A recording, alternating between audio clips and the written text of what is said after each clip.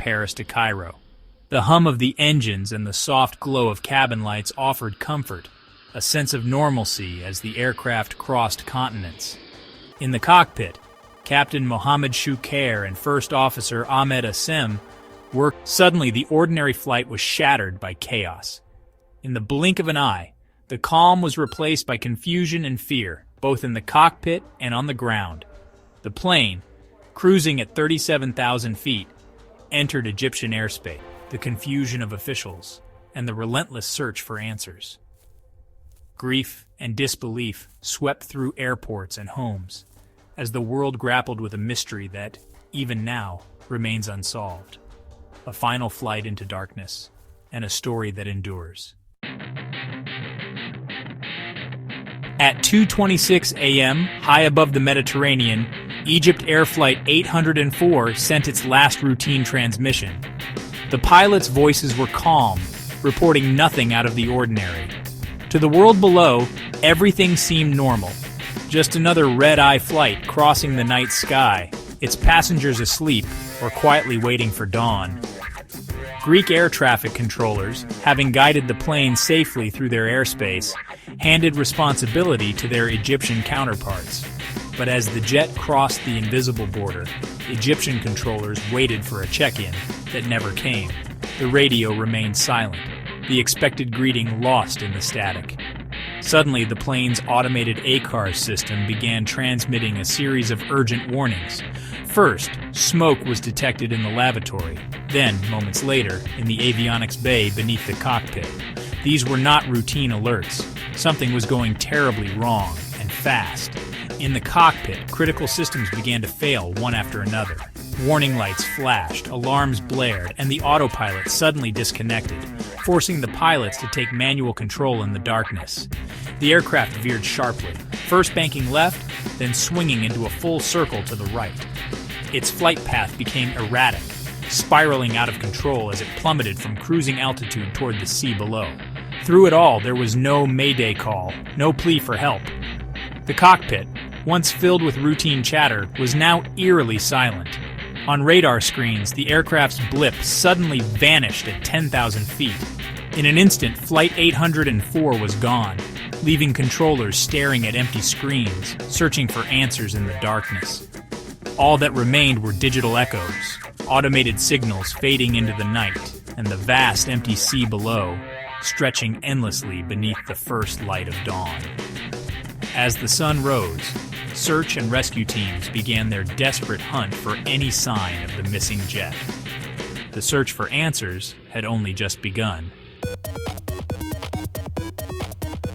Investigators recovered the black boxes from the Mediterranean's depths. The cockpit voice recorder revealed calm voices, then a sudden fire alarm, and the pilot's desperate struggle.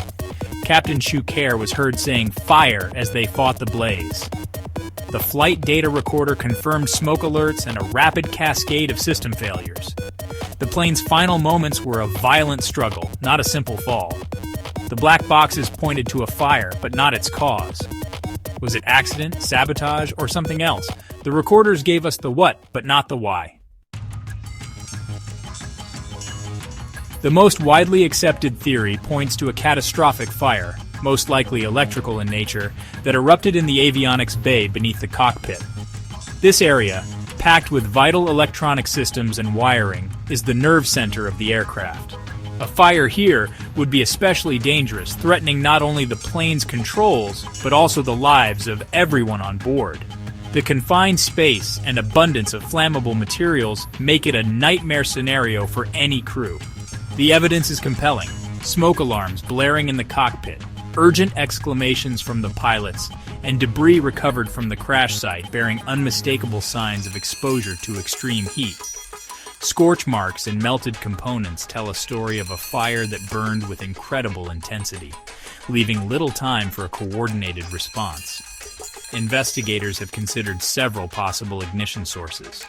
A short circuit in the tangled web of wires, or even something as careless as a smoldering cigarette discarded near a leaking oxygen line, could have sparked the inferno.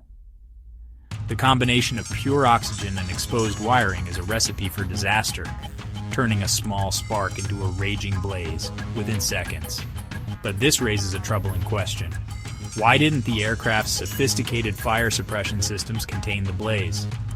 Modern jets are equipped with multiple layers of protection, from heat sensors to automatic extinguishers, all designed to stop a fire before it spreads. Yet in this case, the fire appears to have erupted with such speed and ferocity that it overwhelmed every safeguard. The flames spread rapidly, consuming critical systems and filling the cockpit with smoke in moments. The avionics bay is specifically engineered to be secure and resistant to fire. Its failure is not just a technical issue, it's a chilling reminder of how even the best safety measures can be defeated by a perfect storm of circumstances. The absence of a mayday call is telling. It suggests the crew was either incapacitated almost instantly, or the communication systems were destroyed before they could send a distress signal. In either case, the situation must have escalated with terrifying speed. The fire theory aligns with much of the physical and forensic evidence. Investigators have pieced together a timeline that fits the sequence of alarms, pilot actions, and the condition of the wreckage. Yet despite this, some critical questions remain unanswered. Doubt lingers in the shadows of the investigation, keeping other possibilities alive and reminding us that, in aviation disasters, certainty is often elusive. Sabotage, an incendiary device or bomb, remains a chilling possibility. Egypt's geopolitical climate and the initial smoke location support the theory. Investigators scrutinized passengers, crew, and ground staff but found no clear evidence. No group claimed responsibility, and forensic tests for explosives were inconclusive. The sabotage theory explains the suddenness and silence, but lacks proof. It's a ghost story in the absence of facts. Until evidence emerges, it remains just one shadow among many. Another theory, pilot suicide. Could one of the pilots have deliberately crashed the plane, using fire as a cover? The erratic flight path and lack of distress call raise questions. But the black boxes suggest a genuine fight against a fire, not a deliberate act. Both pilots had clean records and no signs of distress. This theory is painful and unsubstantiated, a last resort when all else fails. Without evidence, it remains a dark possibility, not a conclusion.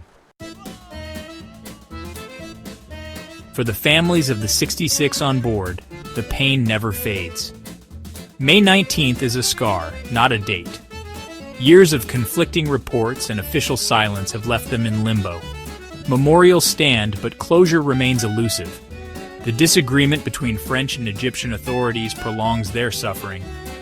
Families push for transparency and answers, refusing to let the memory fade. The true echoes of Flight 804 are found in their relentless search for truth.